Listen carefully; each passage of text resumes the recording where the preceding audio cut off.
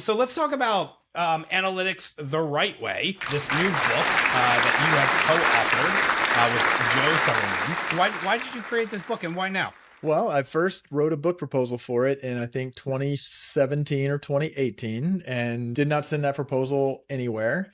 But I had this idea. I talked to my brother-in-law, the illustrator, Paul Lyron, and floated to him that it was going to be kind of fun and light. It was going to be called The Best Little Book on Data, was the working title. And ultimately, it never went anywhere. I didn't even send it to a publisher.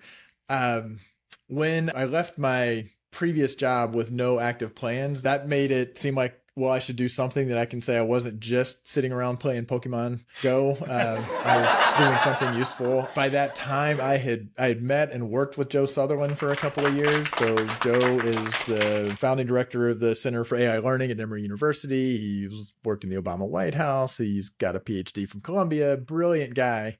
I kind of delightfully found out that we were philosophically very aligned. Kind of goes back to the feeling side of facts and feelings, how important it is to define the problem, frame the problem. It's not just about super crazy fancy models. In many ways, the book and Facts and Feelings, there's a lot of alignment. Structurally, our approach is grounded in a book called Listening for Growth, written by Matty Wishnow, who was a guy I worked with years ago. But yeah, I thought all the hype and the obsession with more and more and more data, trying to help business leaders, not the analysts. I think analysts are often kind of part of the problem. They're like, let's run this fancy model. I'm getting kind of annoyed with the analysts who are like, let me tell you about why we need to do all this stuff to work around privacy and consent management.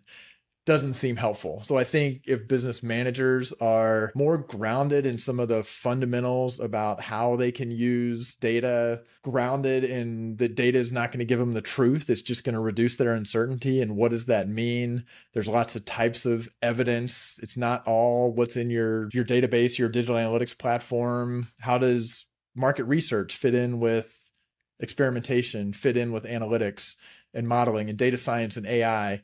Where do all those fit together? So I've needed to get it out of my system for a long time, and now I have.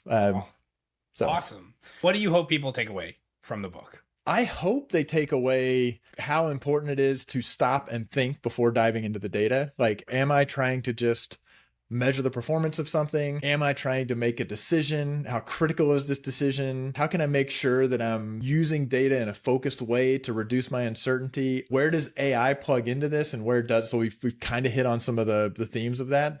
So it is not an AI book. We talk about AI. I kind of learned the human in the loop, human on the loop, human out of the loop kind of from Joe. So that's kind of the core thing. We hit some sort of statistical concepts. I'd say it has an obligatory simplified explanation of like linear regression, not because I think a business leader needs to be able to do linear regression, but there's a lot of really meaty stuff about uncertainty and independent variables and dependent variables and confounding that are all kind of baked into, if you just understand this kind of simple statistical technique, has much broader application. It's the Party Show.